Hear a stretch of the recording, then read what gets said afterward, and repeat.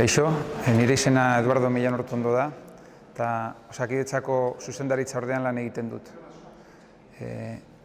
Gaur aurkeztu dut mundu errealeko datuen definizioa eta mundu errealeko datuen inguruan dauden abaintailak, baina oztopoak ere bai. Laburbilduz, ikerketa mota hau oso interesgarria eta ezinbestekoa izango da etorkizunean, osasun arretan hartzen diren erabakiak laguntzeko.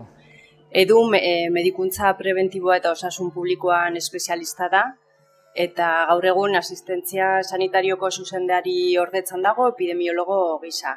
Mundu errealeko datuak erabiliz, zenbait proiektuetan parte hartzen ari da, eta hauen artean Euskal Herriko biztanleen estratifikazioaren proiektuan. Egun denori. Hasteko galdera bat, ez? Noiz gandituko du inteligentzia artifizialak gizakia, orain arte gizakia bakarrik egin ahal dituzten jardueretan? Galdera honi saiatu ziren erantzuten Oxford eta Yaleko unibertsitatean lan egiten zuten ikerlari batzuk. Inkesta bat pasatu zuten inteligentzia artifizialean referentzia diren kongreso batean parte hartu zuten parteidei. Azkenean, 300 baino galdera gehiago jaso zituzten, eta hona hemen erantzun bitxi batzuk. Haien ustez, 10 urte baino lehenago, makinak lortuko dute tekstu bat itzultzea hizkuntz sail batera adibidez txinatarra, pertsona elebidunek baino hobeto. Ere, 10 urte baino lehenago, kamioiak gidatzeko gai izango dira, eta ere lortuko dute pop estiloko abesti bat konposatu, eta top gaztean sartzea. Pixka bat gehiago itxaron beharko dugu ikusteko nola bestseller bat idazteko gai izango diren makinak, eta gero ja medikuntzan sartuta nola 30 urte barru zirujanoek egiten duten lana betetzeko gai izango dira. Azkenean, inkesta honen araberaz, 120 urte barru lan guztiak automatizatuta egongo dira. Bitxiare, jaioterriaren arabera eman zituzten erantzunak. Makinaren inteligentzia artifizialaren garapen hau, Asiako pertsonek askoz lehenago iragartzen dute. Hau behar bada espero genuen. Eta ere, inteligentzia artifizialaren ondorioak nolakoak ziren galdetu zutenean, erantzunak ere, erdiek esaten zuten ondorioak onak izango direla, behintzat. Baina ere bazegoen, 5% esaten zuena, ondorioak tragikoak izango direla. Azkenean, gizakiaren zuntzipenera eramango gaituztela. Medikuntzan ere, olako iragarpenak ere egin dute aspalditik.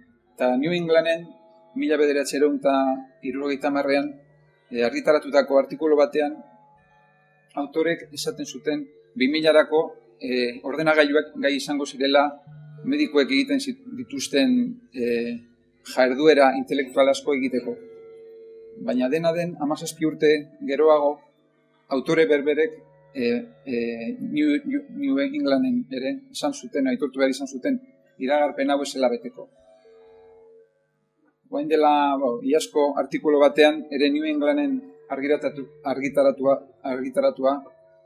autorek esaten zuten, oso interesgarria da eztabaida hau, norden bizkorrena makinak ala klinikoak, baina balio gabeko eztabaida da. Ez du esertarako balio. Haien ustez, osasun arretaren kalitatea hobetzeko 2 elementuen beharra dugu. Bai makina, bai teknologia, eta bai klinikoena. Eta badirudi, osasun arreta hobetzeko aukerarik badaukagola. Ikusten badugu, 1/2 baino, osasun arretan hartzen diren erabakien 1/2 bakarrik oinarrituta dago ebidentzia maila altu batean. Badirudi, osasun arretan egiten dugunaren herenak ez duela esertarako balio. Eta ere ikusten dugu, osasun arretarekin lotutako kontrako gertakariak ere tasak altu mantentzen direla. Beraz, badaukagu aukera eta beharra datuak bere erabiltzeko, ezagutza berria sortzeko eta erabakiak hartzen laguntzeko. Hau da, lankide kontatu dutena errepikatu nolabait. Osasun sisteman, osasun arretaren ondorioz, egunero datu pilo bat gordetzen dira. Datu horiek, ospitalekoak izan daitezke, lehen mailako arretakoak izan daitezke, eta datu horiek, horiei eman zaie izen bat, ez? Mundu errealeko datuak. Horiek berez horrela ezin dira analizatu, baina transformazio egoki bat egin ondoren, analizia egoki bat egin ondoren, ebidentzia berria sortu daiteke. Real world evidence, mundu errealeko ebidentzia. Eta ebidentzia honek bai balio dezakela erabakiak hartzeko. Gure klinikoei, gure osasun profesionalei erabakiak hartzeko, laguntzeko. Eta orduan nolabait zikloa borobilduz. Definizio zehatzago bat, FDA-ren arabera mundu errealeko datuak dira. Pazienteren osasunari edota emandako osasun arretari buruzko datuak dira. Datuok ohiko osasun arretaren ondorioz sortuak dira, eta hainbat iturritik hartu da. ISPO horren arabera, erabakiak hartzeko erabiltzen diren datuak dira. Datu hauek ez dira asko saiakuntza klinikoetatik hartuko. Eta definizio berria, edo lehen eman duguna, mundu errealeko evidentzia dira, mundu errealeko datuen analiziaren ondorio sortutako evidentzia. Orain badaukagu aukera ezin hobea datuak berrerabiliz evidentzia berria sortzeko. Zergatik, kontatu duguna lehen. Osasunari buruzko informazioaren digitalizazioa lortu dugulako, batez ere historia klinikoa. Eta gero ere baditugulako teknologia aurreratuak informazioa guztia era azkarrean transformatzeko, prozesatu eta analizatzeko, ezagutza berria lortzeko. Beraz, mundu errealeko datuekin ikerketa zertarako balio. Badibidez, gaixotasunen epidemiologiak hobeto ezagutzeko, osasun arreta nolakoa den jakiteko, hobeto, eta pazienten edo populazioen beharrak nolakoak diren hobeto ezagutzeko.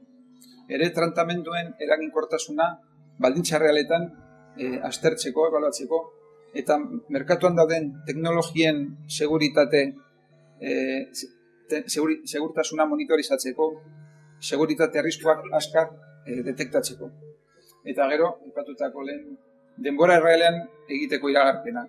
Etengabe sartzen diren datuak erabiliz eta etengabe eguneratzen diren ereduak erabiliz. Hauz asko saiakuntza klinikoekin alderatuta, ikerketa mota hauek ere badaituzte bere abantailak. Azkarragoak eta merkeagoak izan daitezke. Eta gero normalean saiakuntzetan kanpoan uzten dituzten paziente taldeekin ere, paziente taldeen inguruan ere evidentzia lortu daiteke. Adibidez, emakume haurdunekin, umeak edo osasun mentalak, gaixotasun mentalak dituzten pertsonekin. Medikamentuen eraginkortasuna eta segurtasuna ebaluatu daiteke testuinguru eta baldintza errealetan. Gaixotasun arraroak ere ikertu daitezke eta medikuntza personalizatua ere barneratzeko errestasun handiagoa eskaini dezakete. Baina abaintelez aparte ere oztopoak handiak dira. Hasteko oztopo etikoa edo arazo etikoak, ez? Ikerketa hauek bermatzen aldute pribatasunaren babesa, pazientearen pribatasunaren babesa. Eta gero inese komentatu duen historia, ez datuen kalitatea. Ikerketa hauetan erabiltzen diren datuak normalean edo gehien bat ohiko osasun arretaren ondorioz sortutako datuak dira. Eta beraz osatu gabeko datuak dira. Ez daude estandarizatuta eta kontekstuaren menpe daude beti. Hau da, datuak ezberdinak dira segun nork sartu dituen nola edo noiz. Eta orduan honek eragiten du nahasketa faktoreak eta isuri arriskuak handiak izan daitezkela. Orduan, faktore hauek oso ondo kontrolatu behar ditugu. Eta ere, oraindik ez dago unibertsalki onartutako metodologia estandarizatu bat prozesu osoa gidatzeko. Eta azkenik, oraindik pentsatzen dugu evidentzia sortzeko iturri fidagarri bakarra ausazko saiakuntza klinikoen klinikoetatik etorri behar dela. Beraz, oztopo guzti hauek, hauen ondorioz, mundu errealeko evidentziak gure erabakiak hartzeko eragina murrizten dute. Zer egin dezakegu gure erabakiak hartzeko mundu errealeko datuekin sortutako evidentziak papera handiago bat edukitzea? Funtsezkoa da gardentasuna. Prozesu osoan zehar gardentasuna bermatzea. Eta ere interes taldeen artean elkarlana eta komunikazioa lortzea. Eta hemen gomendio batzuk. Datuen garbik eta transformazioaren prozesuan komeni da, eta ere Inesek komentatu duenarekin jarraituz, eukitzea taldean datuak oso ondo ezagutzen norbaitek. Datu iturriak ezagutzen dituena, testu ingurua nola sartu diren datu horiek, zergatik, hori funtsezkoa da eukitzea taldean. Eta bestetik, interes taldeek ulertu behar dute ondo prozesu osoa.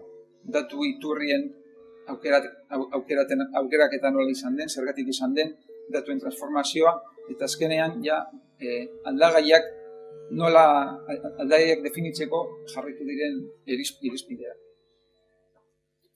Ere gardentasuna bermatzeko analiziak egiten hasi baino lehenago saiatu behar gara protokola argitaratzen edo erregistratzen. Eta saiatu behar gara populazioa, interbentzioa eta emaitzen definizioak egiteko orduan definizio estandarrizatutak, balioztatuak eta fidagarriak diren definizioak erabili. Gero emaitzak fidagarriak diren ala ez konprobatzeko, komeni da ikustea ea emaitz berberetara iristen garen analizi ezberdina eginez. Edo hobeto emaitza berdinetara iristea datu base ezberdinekin analizi berbera eginez. Eta gero oso importantea da, ere gardentasuna berriro ere bermatzeko eta fidagarritasuna, erabilitako kodea konpartitzea, eta besteek aztertu dezaten. Eta ere prozesu osoan jarraitutako pauso guztiak ere kanpoko adituek ere azter dezaten. Horrek emango du fidagarritasuna ateratako emaitzei. Eta nik uste bermatuko dela, edo bentsa bultzatuko dela, ikerketa mota hauek erabakiak hartzeko orduan eragina izan dezala. Besteak beste, OECD eta Europar Komisioa erakundek adierazi dute datuen berrerabilera funtsezko elementu bat dela osasun arreta hobetzeko. Beraz, ja ez dago atzera egiteko oportunitaterik, ja aurrera goaz. Eta badaude zenbait erakunde, zenbait proiektu, zenbait instituzio garatzen ari direnak plataformak, azpiegiturak eta metodologia mundu errealeko datuekin lan egiteko. Beraz, hasierako iragarpenak betetzen diren bitartean eta gizonaren suntsipenari iritsi baino lehen, badaukagu aukera ezin hobea gure osasun arreta hobetzeko mundu errealeko datuak era egoki batean lan eginez. Eta hori da.